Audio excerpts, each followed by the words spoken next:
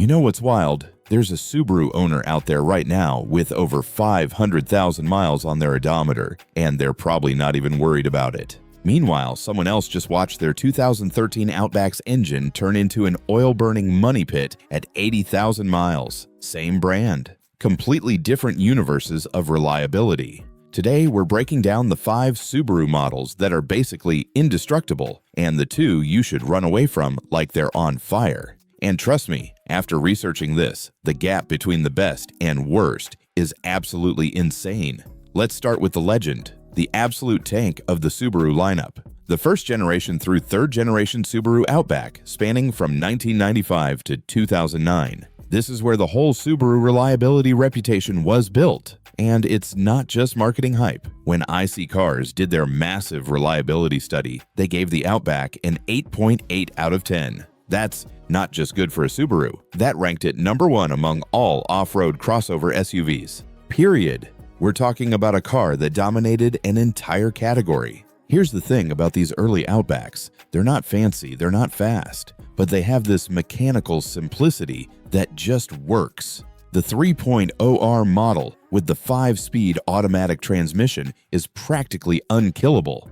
And I'm not exaggerating. Go on any Subaru forum right now and you'll find thread after thread of owners casually mentioning they've got 200,000, 250,000, sometimes 300,000 miles, and the biggest issue they've had is replacing brake pads. 96% of Subarus sold in the last 10 years are still on the road today. While that stat covers all models, the early Outbacks exemplify exactly why. These things just refuse to die. The sweet spot is really those first 3 generations. Before the CVT transmission showed up, before the turbocharged engines got complicated, when Subaru was still building these things like they were meant to survive a nuclear winter in Vermont, which, let's be honest, is probably exactly what they were doing. Now, stick with me on this because later in this video, we're going to talk about the worst Subaru you can buy. And spoiler alert, it's also an Outback. Just from a very different era. It's honestly kind of poetic how the same nameplate can represent both the peak and the valley of Subaru's engineering. Second on our indestructible list is the Subaru Forester, but we need to be specific about years here. We're talking about the 2003 to 2005 models, and then jumping forward to 2016, 2018, and 2021 and newer.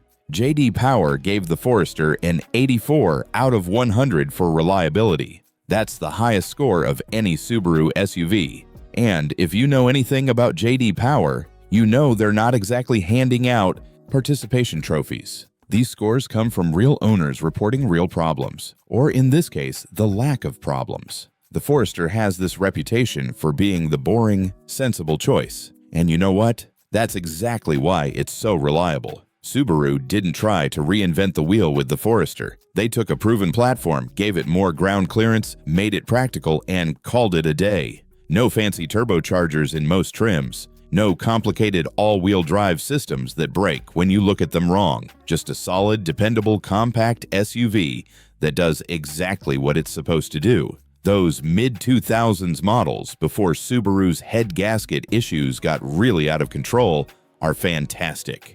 Then there's a bit of a danger zone we'll touch on later, but once you get to 2016 and beyond, Subaru had sorted out the oil consumption problems with their FB engine. These newer Foresters are legitimately good. With proper maintenance, and we're talking about normal stuff here, oil changes, timing belts, the usual, these things are hitting 200,000 to 300,000 miles without major drama. That's minivan territory for reliability, which is the ultimate complement for an SUV. The angle I want you to understand about the Forester is this.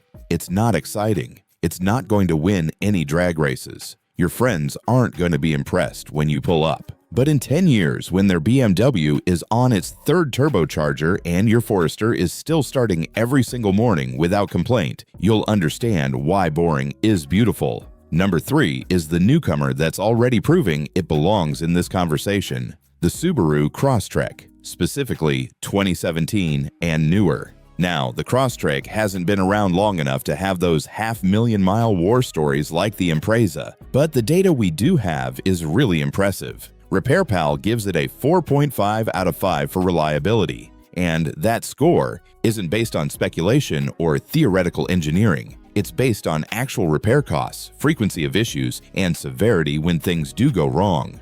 What's interesting about the Crosstrek is it's basically a lifted Impreza. Same platform, same bones, just with more ground clearance and plastic cladding. And the Impreza platform has decades of proven durability behind it. So Subaru took something they knew worked and just adjusted the ride height. Smart move. Talk to actual Crosstrek owners, and the consistent theme is this. With basic maintenance, these things just don't have issues. You'll find people complaining about the lack of power. Sure, the base engine is not winning any races, but you'll really struggle to find widespread mechanical problems. The 2017 model was the start of the second generation, and that's where the Crosstrek really matured. Better interior, improved safety features, and most importantly, Subaru had worked out the kinks from the previous generation.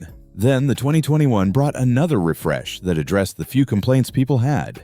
If you want a small SUV that'll handle winter, fit your lifestyle, not cost a fortune in repairs, and still be running strong when you're ready to hand it down to your kid in 15 years, the Crosstrek is genuinely hard to beat. It's become the default recommendation for people who need something reliable and practical, and that reputation is completely earned. Coming in at number 4, we've got the Subaru Impreza. But again, we need to be specific. Pre-2008 models and 2014 and newer. The Impreza is where it all started for Subaru's performance and reliability reputation. This is the platform that spawned the WRX, the STI, the Forester, the whole family tree. And the fact that Subaru used these bones for so many different models tells you everything about how solid the foundation is. Those pre-2008 Imprezas, especially the ones with the legendary EJ22 engine, are absolute tanks. That 2.2-liter engine is probably Subaru's most bulletproof motor ever. No turbo to blow up. Simple design. Just an engine that runs and runs and runs. There's a verified case of a 2000 Impreza hitting over 500,000 miles. 500,000. That's the kind of number you usually only hear about ancient Toyota Camrys and diesel trucks. But here's an Impreza doing it. And from what the owner reported, it wasn't even babied. Just regular maintenance and keep driving. Now, there's a dark period we need to address. 2008 through 2013 was rough for the Impreza. Head gasket problems, oil consumption issues. Some models had transmission problems. We'll come back to this era in a minute because it's important. But once you get to 2014, Subaru cleaned up their act. The 2014 models introduced Subaru's revised FB engine with redesigned piston rings that finally solved the oil consumption problems that plagued the previous generation. This wasn't just a minor tweak. It was a fundamental engineering fix. The newer Imprezas are back to being reliable, practical, efficient cars that just work. They're not exciting unless you step up to the WRX, but that base Impreza sedan or hatchback will get you to work every day for the next 15 years without drama. The smart buy is finding a well-maintained early 2000s Impreza with that EJ22 engine, or jumping to a 2014 or newer if you want more modern features and safety tech. Both ends of that spectrum are solid. Just avoid the middle. Rounding out our Indestructible 5 is the underrated sleeper pick that not enough people talk about. The second and third generation Subaru Legacy, covering 1995 through 2004. IC Cars gave the Legacy a solid 8.5 out of 10 for reliability. That ranked it third out of 13 in the entire midsize car category. Think about that. It's not just good for a Subaru, it's legitimately one of the most reliable midsize cars, period. Here's the secret about the Legacy. It shares the exact same platform and engines as the Outback from the same era. Same bones, same drivetrain. The Outback just has a slightly higher ride height and more rugged styling. But mechanically, they're siblings. So why is the Legacy the sleeper pick? Because everyone wants the Outback. The Outback has the cool factor. It's got the outdoorsy image. People pay a premium for that name, but you can find a Gen 2 or Gen 3 Legacy wagon, especially with that bulletproof 2.2-liter engine, for significantly less money, and it'll last just as long. This is the if you know pick. Car-savvy people have been quietly scooping up these legacy wagons for years because they understand they're getting Outback reliability without the Outback price tag.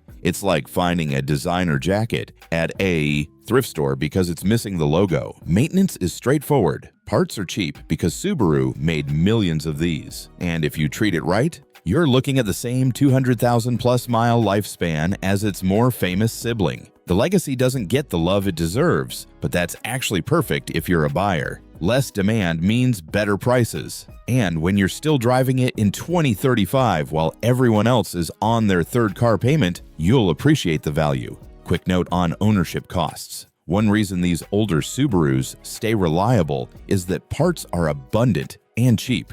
We're talking $30 oil changes, $200 brake jobs, timing belts under $500. Compare that to a German luxury SUV where just the diagnostic costs more than an entire Subaru service. Before we wrap up, I need to warn you about something. Because while these 5 models will run forever, Subaru has made some cars that'll break your heart in under 100,000 miles. And if you're shopping used, you need to know exactly which ones to avoid. The single worst Subaru you can buy is the 2013 Subaru Outback. Yeah, the same nameplate that topped our Indestructible list. But this particular year, it's a disaster. The National Highway Traffic Safety Administration issued 12 safety recalls for the 2013 Outback.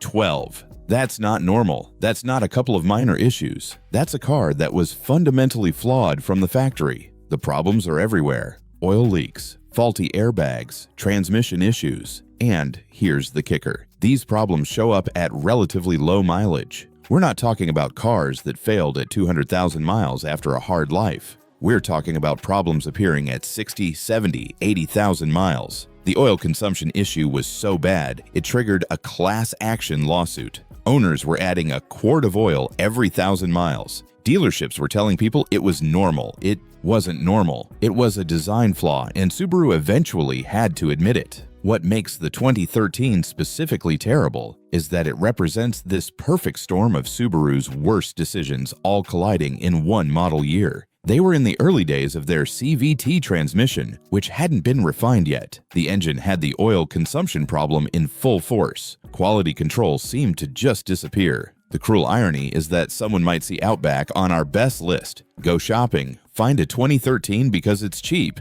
and think they're getting a deal. They're not. They're buying a money pit. That cheap price tag is cheap for a reason. Everyone who knows Subarus is avoiding that year like the plague. If you already own a 2013 Outback, I'm sorry. Keep that oil topped up, pray to whatever deity you believe in, and start saving for your next car. If you're shopping for one, just pretend 2013 didn't exist as a model year. Skip straight from 2012 to 2014. Your wallet will thank me.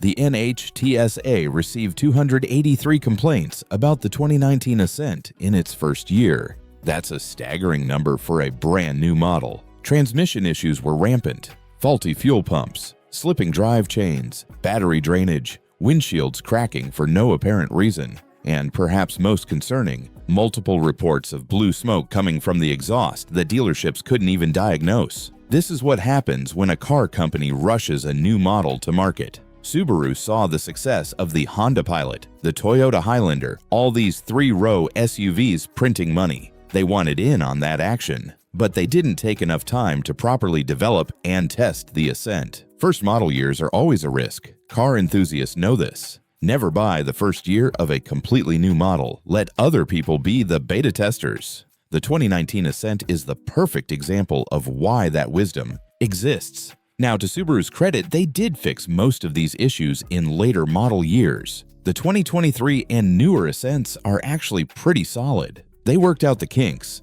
But that 2019, it's a cautionary tale. If you're shopping for a used 3-row SUV and you see a 2019 Ascent at a suspiciously good price, now you know why. The original owners couldn't get rid of it fast enough. Don't fall for it. If you want an Ascent, spend the extra money and get a 2021 or newer. Or honestly, just buy a Toyota Highlander and save yourself the stress. So here's the bottom line.